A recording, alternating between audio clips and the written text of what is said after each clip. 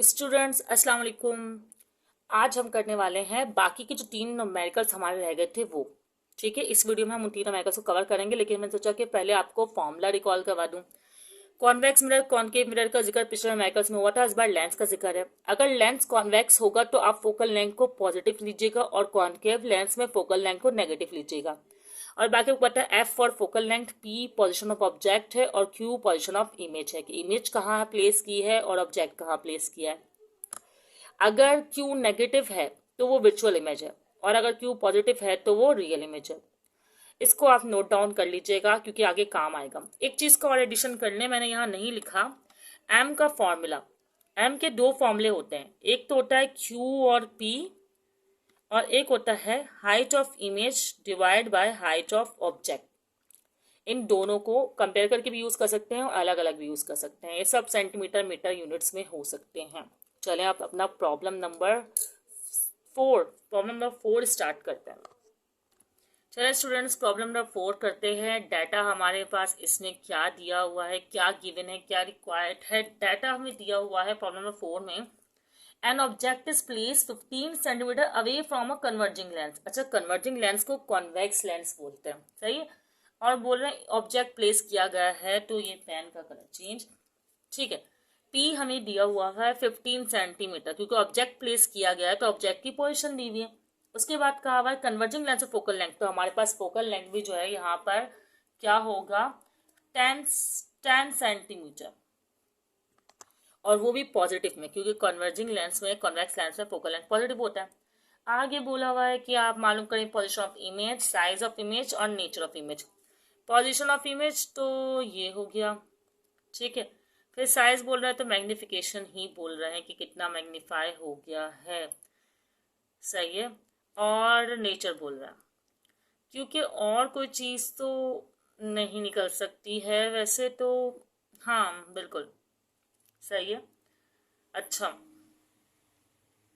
वैसे मुझे लगता है कि जो मैग्निफिकेशन नहीं, ये हाइट ऑफ इमेज ही बोल रहे हैं, लेकिन और मैं हाइट ऑफ इमेज को निकाल कर एस हाइट ऑफ ऑब्जेक्ट लिख सकती हूँ, लेकिन मैं इसको क्लैरिफाई कर लूंगा। वैसे अभी मुझे एम लग रहा है, ये सही है, इसको जाने देना। अच्छा, नेचर क्यू क्या है हमारे पास, क्यू तो मालूम करना है ना। स्टार्ट करें सॉल्यूशन, चलें स्टार्ट करते हैं। अभी अगर मुझे कोई प्रॉब्लम इसमें लगा ना कि एम नहीं है तो मैं आपको इसको क्लैरिफाई कर दूंगी नेक्स्ट वीडियो में। अभी तो हमें इसको आपको समझाना है, रिक्वायरमेंट है आप लोग की। सोल्यूशन में आप लोग पहले तो पी और एफ दिया हुआ है ना, तो क्यू ही निकाल लें। वो फॉर्मूला लगाएं आप इसको, ये वाला, सही है। और एफ कितना दिया हुआ है आपको, 10 दिया हुआ है। पी आपको 15 दिया हुआ है और क्यू आपके पास ऐसे ही है। ये प्लस का 15 आ जाएगा, माइनस का 15 हो जाएगा, यहाँ जाएगा, लेकिन मैं फिर भी आपको पता है कि मैं यूँ लिख दिया करती हूँ, सही है। इससे कोई फर्क नहीं पड़ता, प्लस का आ जाके माइनस का हो गया, इजिकल टू के उस साइड पर मूव किया है। तो अब मैं करूँगी एलसीएम। एलसीएम का रूल भी आप लोग जानते हैं। चलिए 10 और 15 का एलसीएम करते हुए यहीं पर कर रही हूँ, ठीक है। 2 के टेबल से जा रहा है, बिल्कुल 2 5 7 और ये 15 ऐसे ही रहेगा। अब और जा रहा है 2 के टेबल से, नहीं नहीं नहीं, 5 1 और 3 जा, अरे यार 3 से पहले करना चाहिए था, मैं हर बार ऐसे ही करती हूँ। खैर 3 1 जा और 3 1 जा, 2 5 10 और 10 3 30। क्या आया हमारे पास आंसर, 30 आया। अब हम देखेंगे 10 में 30 कब आता है, 3 जा, तो इसको 3 से मल्टीप्लाई करेंगे। 15 टेबल में 30 कब आता है, 2 जा, तो इसको 2 से मल्टीप्लाई करेंगे, तो 1 3 जा 3 आएगा और 1 2 जा 2, सही है। कोई मुश्किल है, कोई मुश्किल नहीं है, बचपन से एल्सियम करते हुए आ रहे हैं आप लोग, नहीं तो दोबारा रिवर्स करके देख लें, समझ में आ जाएगा। 3 में से 2 गया, 1 और ये 30। अब आपको वैल्यू को रेसिप्रोकल करना है, तो सिंपल क्यू के सामने आ जाएगा 30, क्यू के सामने आ जाएगा 30 सेंटीमीटर, सही है, ठीक है। नेचर ऑफ इमेज क्या है, ये हमारे पास पॉजिटिव होता है तो आपको पता है कि रियल आती है, और अगर नेगेटिव आंसर आता है तो वर्चुअल आती है, बिल्कुल रियल, सही है। ये आई है नेचर ऑफ इमेज। और अभी आपको पता है आपके पास एक और रह गया है मैग्निफिकेशन निकालना, तो एम रखेंगे और रखेंगे क्यू अपॉन पी। क्यू आप लोग पहले निकाल चुके 30, जो ये रहा, और p की वैल्यू को पता है, सवाल में गिवन है 10, तो 10 p की वैल्यू 15, सॉरी ये फोकल लेंथ है, p की वैल्यू 15 गिवन है, ठीक है। 15 वन ज़ा 15 टू ज़ा, तो आपके पास मैग्निफिकेशन जो है वो आ गई 2, मतलब जो साइज ऑफ इमेज है वो डबल है साइज ऑफ ऑब्जेक्ट से, साइज ऑफ इमेज जो है वो डबल है साइज ऑफ ऑब्जेक्ट से। यहाँ पे प्रॉब्लम नंबर 4 हो गया है। अब जल्दी से प्रॉब्लम नंबर 5 स्टार्ट करते हैं। प्रॉब्लम नंबर 5 देख रहे हैं स्टूडेंट्स, हम लोग बना रहे हैं डाटा, इजी है, न्यूमेरिकल्स, ठीक है। अच्छा, अब क्या करें, डाटा क्या है, कह रहे हैं कि एक कॉनकेव लेंस है। अच्छा, इसमें एक बात बता चलूं, कॉन्वेक्स लेंस रियल और विर्चुअल दोनों इमेज बनाता है, ठीक है। लेकिन जब आपको बोले कॉनकेव तो समझें विर्चुअल इमेज, इमेज क्या है, विर्चुअल, और अगर इमेज विर्चुअल है तो नेगेटिव का साइन तो मस्ट हो गया, सही है। अब हमें ध्यान देना, अब concave lens of focal length 20 metre, concave lens है तो इसमें आपको पता है कि फोकल लेंथ भी जो है वो माइनस में होती है, ठीक है। आपने लिख दिया 20 सेंटीमीटर, सही है। आगे लिखा हुआ है and forms of image, Q है ये भी माइनस में लेना होगा क्योंकि कॉनकेव है तो क्यू भी जो है वो माइनस में होगा, सही है। अब मालूम करने को कह रहे हैं determine the power of lens, चले मालूम कर लेंगे। पावर ऑफ लेंस को मालूम करने के लिए फॉर्मूला है रेसिप्रोकल ऑफ फोकल लेंथ, और फोकल लेंथ का इस वक्त मीटर में होना बहुत ज़रूरी है। अगर सेंटीमीटर में होगा तो हम पावर नहीं मालूम करेंगे क्योंकि पावर का जो यूनिट है वो है डायोप्टर। क्या यूनिट है, डायोप्टर, सही। थोड़ा मिक्स कर दिया है, समझ में आ रहा है आप लोग को, वैसे तो हम सॉल्व भी करेंगे, ओके। अच्छा, पावर हो गई, पावर के बाद क्या बोल रहे हैं, क्या मालूम करना है, how far the object position, अगर नहीं भी बोलते तब भी तो मालूम कर, नहीं हाँ हाँ अच्छा बोला है, सही बात है, सही, ये दो चीज़ें मालूम करनी है। तो पहले मैं पावर मालूम कर लूँ या पहले मैं पी मालूम कर लेती हूँ। सॉल्यूशन स्टार्ट करते हैं हम इसमें, नहीं पहले पावर बोलिए ना, मैं पहले पावर ही मालूम कर लेती हूँ, ठीक है।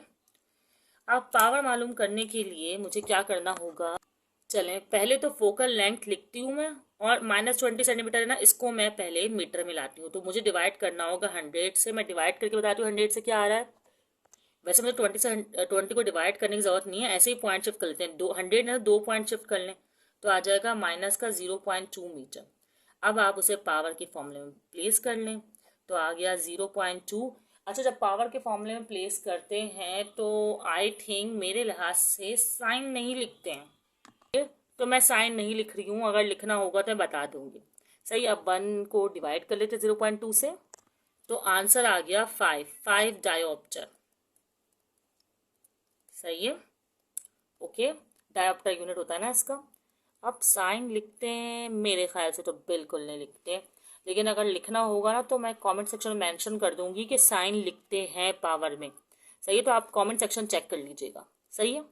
अभी टाइम इस तरह का है कि मैं सोचूँ वीडियो बना लूँ, कंफर्म बात नहीं कर लूँगी किसी से, वैसे मुझे जहाँ तक याद है मैंने बहुत क्वेश्चन सॉल्व किए हैं, ठीक है। अब करते हैं हम यहाँ पर वो निकाल लेते ना, क्या निकालना है, ये 1/p, तो 1/f is equal to 1p plus q, 1/p निकालना, p निकालना, ठीक है। f जो है हमारे पास, इसमें मीटर शीटर में रखने की जरूरत नहीं है, जो आपका नॉर्मल f है आप उसको रखें, सही है। और p कितना है, p तो मालूम करना है कितना है, क्या क्या, अच्छा -1 माइनस वहाँ शिफ्ट कर दिया ना मैंने, इस तरह लिख दिया, सही है। अब हम इसका कर लेते हैं एलसीएम, एलसीएम क्या करते हैं, पहले शिफ्ट तो करें, और यूनिट क्यों लगाया भाई मैंने, क्या हो गया, तो इसको मैं यहाँ ले गई तो ये हो गया प्लस का 150, ठीक है, और ये आ गया पी। इस बार मैंने वहाँ लिख कर नहीं दिखाया, मैंने कहा यहीं लिख देते हैं, अब नेक्स्ट टाइम लिख दूंगी, सही है। अब मुझे करना है एलसीएम 20 और 515 का एलसीएम ना, हमने कहीं किया है, नहीं किया है 20 और 15 का एलसीएम, तो मुझे करना ही पड़ेगा। यहाँ कर लूँ, नजर आ जाएगा आप लोग को, आ ही जाएगा, ठीक है। मैं यहाँ कर रही हूँ 2 10 15 ऐसे, 2 5 15 ऐसे, 3 3 नहीं 3 5 5 ऐसे, और फिर 5 1 और 1, तो इन शॉर्ट आया 2 4 4 3 12 और है 2 to the 4, 4 3 जा 12 और 12 5 जा हमें लिखना है 60, 60 है ना, 60 ही होता है ना, 60 होता है बिल्कुल 60। और माइनस तो है ही यहाँ पर, माइनस प्लस माइनस, ये माइनस ना, ये है यहाँ है, इस तरह शो कर। अच्छा अब क्या करेंगे, इसमें -60 है, अब 20 के टेबल में माइनस 20 के टेबल में 60 लाना, 3 से माइनस माइनस प्लस हो जाएगा और 3 से आएगा तो यहाँ भी 3 लिख देंगे। 15 टेबल लाना तो माइनस माइनस प्लस नहीं होगा, माइनस ही रहेगा क्योंकि एक प्लस और ये माइनस प्लस माइनस माइनस और आएगा 4 से, 15 4 जा होता है ना। ठीक है, अब आगे करते हैं क्वेश्चन को। 3 में से 4 को माइनस किया तो आया -1 और -60, तो माइनस से माइनस कैंसिल और फिर रेसिप्रोकल कर देंगे दोनों वैल्यूज को, तो हमारे पास आंसर आ जाएगा 60 सेंटीमीटर। ऐसा ही है ना, एग्जैक्टली ऐसा ही है। तो पावर भी हमारे पास आ गया और पोजीशन ऑफ, ये जो है ना P, ये पोजीशन ऑफ ऑब्जेक्ट है, रिमेंबर ये पावर नहीं है, सिर्फ एक बार याद दिखाने के लिए। सही है स्टूडेंट्स, यहाँ पे प्रॉब्लम नंबर 5 हो गया है। अब जल्दी से प्रॉब्लम नंबर 6 कर लेते हैं। प्रॉब्लम नंबर 6 समझने के लिए आपको थोड़ा सा इस बात को भी समझना पड़ेगा। देखें, ये हवा है ना, तो ये ये कम डेंसर है और ये ग्लास स्लैब है जो कि हवा से ज़्यादा डेंसर है। ये लाइट की एक रे, वैसे तो बहुत सारी रेज आ रही हैं लेकिन हम एक रेज को कंसिडर कर रहे हैं।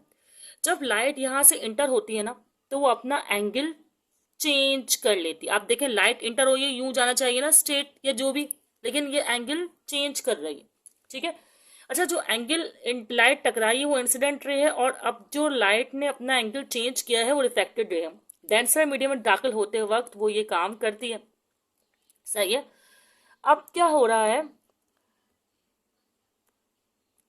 अब क्या है इसमें, आपको ये जो एंगल है ये कहलाएगा इंसिडेंट एंगल, और ये अच्छा ये जो लाइन है ना नॉर्मल, इन दोनों के बीच में, इंसिडेंट रे और रिफ्लेक्टेड रे के बीच में जो लाइन हम ड्रॉ करते हैं वो है नॉर्मल लाइन, ये कहलाएगा इंसिडेंट एंगल और ये कहलाएगा रिफ्लेक्टेड एंगल।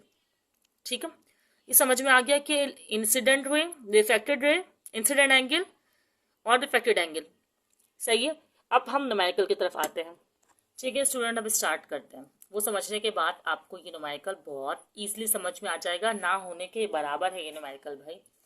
अब न्यूमेरिकल में क्या कह रहे हैं, न्यूमेरिकल में कह रहे हैं, कहाँ चला गया पेज, कह रहे हैं कि भाई एक एंगल ऑफ इंसिडेंस जो है ना from air to water interface वो है 40 डिग्री।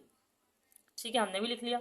और फिर कह रहे हैं इफ द रे travel through the water with refractive index. अच्छा, रिफ्रैक्टिव इंडेक्स दे दिया। रिफ्रैक्टिव इंडेक्स जो होता है ना उसका सिंबल होता है ये न्यू, और ये हर चीज का अलग होता है। जैसे वाटर का 1.33 है ना, तो अगर कोई और ट्रांसपेरेंट चीज है, लाइक किसकी एग्जांपल दूं मैं आपको, प्रिज्म है और ग्लास है, तो उन सब का अलग होगा रिफ्रैक्टिव इंडेक्स। ठीक है, आपको जो मालूम करना है वो है एंगल ऑफ रिफ्रैक्शन मालूम करना है। तो इसका फॉर्मूला मैंने आपको स्टार्ट में बताया नहीं, तो कोई बात नहीं, मैं बता देती हूँ। फॉर्मूला इसका होता है, एंगल ऑफ रिफ्रैक्शन का सिंबल है ये, और फॉर्मूला है sine of angle of incidence और sine of angle of refraction. सही है, चलिए अब इसको सॉल्व करते हैं। ठीक है, हम क्या करेंगे, वैल्यूज को प्लेस करेंगे। एन की वैल्यू प्लेस कर देना चाहिए ना मुझे, मैं डायरेक्टली यहाँ लिख रही हूँ 1.33।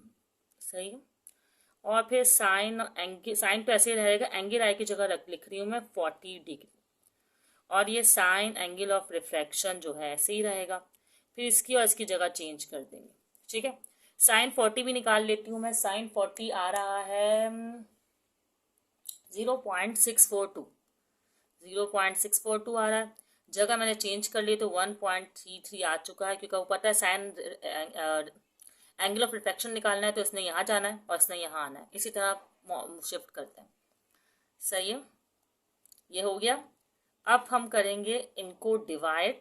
पहले डिवाइड किया तो हमारे पास आंसर आया 0.482। अब हमें तो सिर्फ भाई साइन एंगल ऑफ रिफ्रैक्शन निकालना है ना, तो ये साइन यहाँ नहीं होना चाहिए, तो ये यहाँ आके बन जाएगा साइन इनवर्स। इसको शिफ्ट कर देंगे यहाँ, सही है, तो साइन इनवर्स हो जाएगा। जब साइन या कोई एंगल अपनी पोजीशन चेंज करता है इजिकल टू के उस साइड जाता है, मूव करता है, तो वो इनवर्स हो जाता है, सही है। माइनस प्लस नहीं होता, उसकी थोड़ी सी नेचर अलग है, तरीका अलग है। अब आपने बस करना ये है कि साइन इनवर्स कर लेना है कैलकुलेटर में। कैलकुलेटर में साइन इनवर्स होता है, तो साइन इनवर्स जब आप करेंगे, साइन इनवर्स लिखिएगा और फिर 0.48482 लिखिएगा, तो आपके पास वैल्यू आएगी 28.8। वैसे 1 आएगा, लेकिन 1 या आगे वैल्यूज आएंगे, लेकिन राउंड ऑफ करके यही बनेगा। तो डिग्री, क्योंकि एंगल में तो डिग्री ही होता है, तो ये आ गया आपका एंगल ऑफ रिफ्रैक्शन, और यहाँ पर प्रॉब्लम नंबर 6 भी जो है वो सॉल्व हो गया।